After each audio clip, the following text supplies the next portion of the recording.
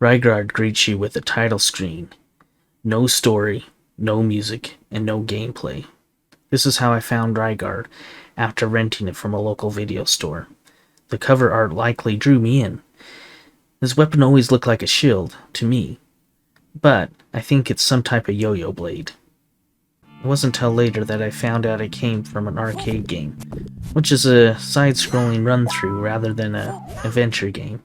The Amiga port is actually pretty good. There have been loads of ports, but it has always been the NES version that I think of.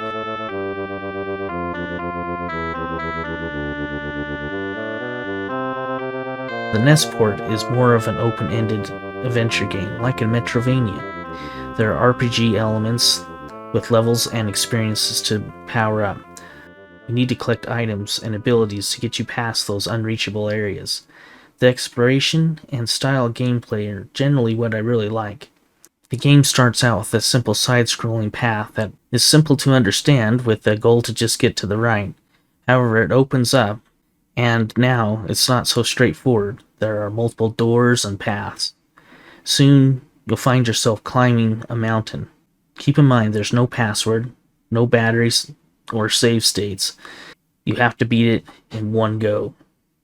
However, you have unlimited continues, and because of this, if I remember correctly, I must have tried beating it late at night or early Saturday morning. It was likely really late at night, so that my game wouldn't get uninterrupted. So with my recent playthrough for this review, I can confirm that it takes about 3 to 5 hours to beat. Let's take a deeper dive at the game.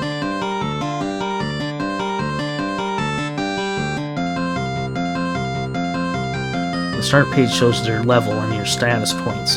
You can do one of three things. One, you can pick power, which will increase your hit power. I found you can only use this at the lower levels. 2, you can pick attack, which I think just clears the screen. But once you activate it, you can use it multiple times. And 3rd, you can pick restore health, which is very handy.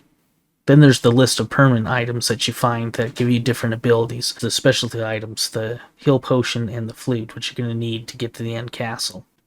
After the first mountain area, the game switches angles, which changes the gameplay. There's now an overworld map and various paths and doors. I've always found this fascinating. I like the different modes as it kind of changes things up. On the side scroll, you can jump on the heads of the enemies, which is a fun mechanic. You can also use it to kind of reach new areas or avoid enemies which are constantly spawning. But you don't have to use it, which is nice. There's no tricky or crazy jumps like in Hollow Knight. In the top-down view, you can jump, which can help to avoid enemies. However, it's not really needed. I do find the enemies are harder to dodge in this view. They often spawn right in front of you, or right when you scroll the screen. It definitely leads to some cheap shots.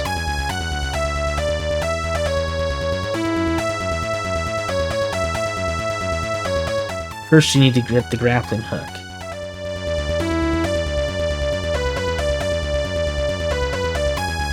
Then to an area with flying dragons and through a forest, with some hidden paths above.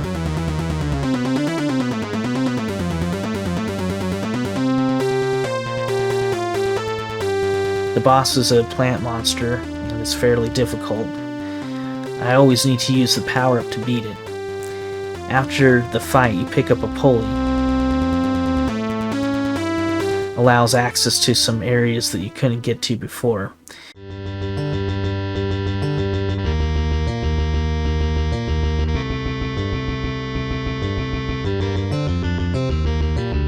You need to make it to an island where there's a cave.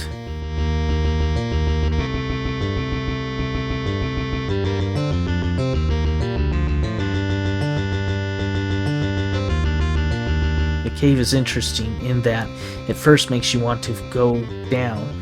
However, the gurus kind of steer you back to the top to go straight across.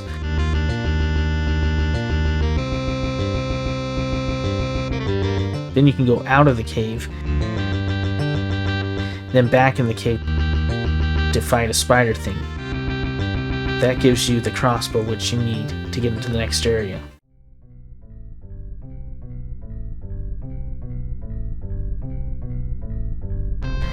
Using the crossbow and pulley, you can get to another island with the castle.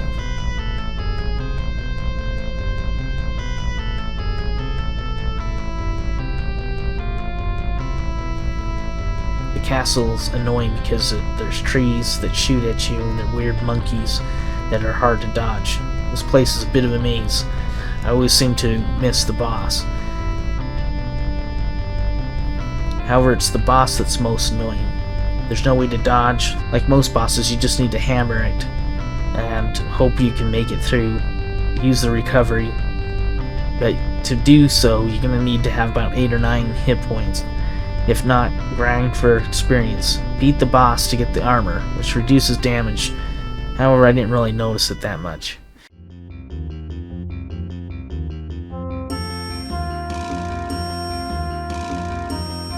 Now that you have the crossbow, you can go to the sky level, which is in the far east of the overworld map. There are tons of birds and enemies that chew up your life, but you can make it.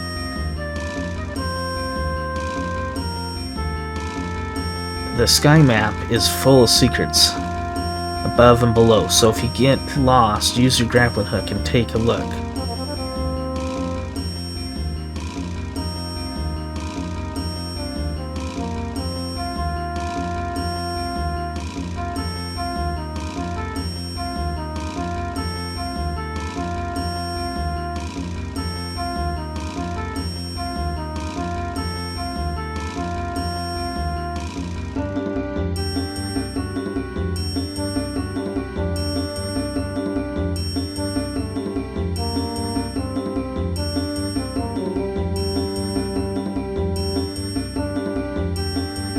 For this playthrough, the boss was trivial. Perhaps I just had a lot of levels at this point. However, if you don't have a lot of levels, the weird robots will be difficult to get through. Beat the boss, and then you'll get the coat of arms, which the gurus are constantly talking about. It allows you to get heal potions from some gurus, which is very handy.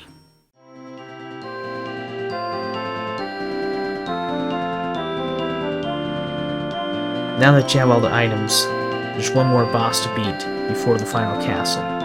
Head back to the mountain and climb the top.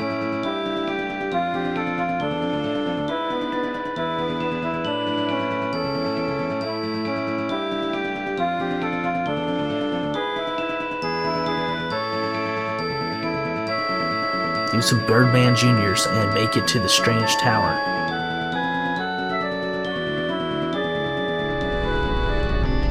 Which is full of fire-breathing snails. Yeah, it's strange here, but the music is interesting, and there's a multi-headed dragon that awaits. Give it what's for, then pick up the flute, which is needed to enter the Sky Castle.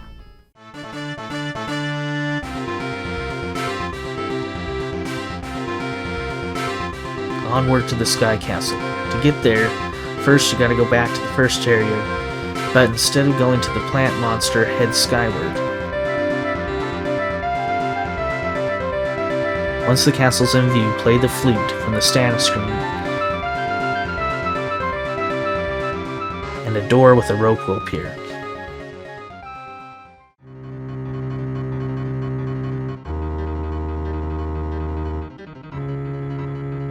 The castle's large, and we're now back into a top-down view. The first door is way to the east. And then you have to work your way into the center of the castle. Once in there, it's kind of a bit of a maze.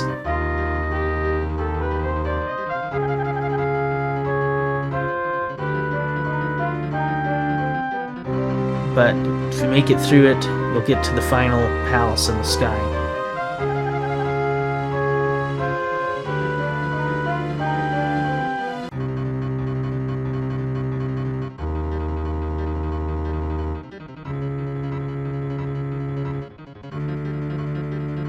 The boss spews bones at you. They do quite a bit of damage, so you need to hurry.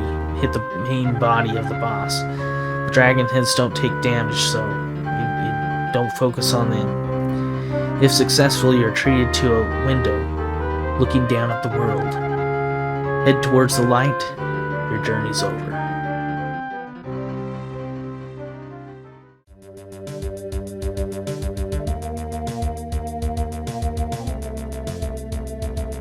Here's how I'd rate it. Graphics, for me, are somewhere between an A and a B. I really like the areas and the enemy designs, but they're not the best, and sometimes the floors blend with the background, which makes it hard to see. Music and sound effects are a solid B. There are some great memorable tunes in this game that have been floating around my head for many years. There are a couple of dodgy areas, like in the island castle, with a very repetitive drone that tires quickly. The gameplay is an A. This is a fun game to play despite the frequent spawning enemies. The weapon has a great hit radius and a satisfying impact sound. The jump control is quite good, and being able to bounce on enemies is helpful and fun. The design is an A. The areas are all distinct and unique. The exploration could be confusing, but it turns out to just add a little bit of challenge and mystery. Often the gurus don't tell you what you want to hear, but they do tell you what you need to hear. So pay attention to them, and they'll help steer you in the right direction.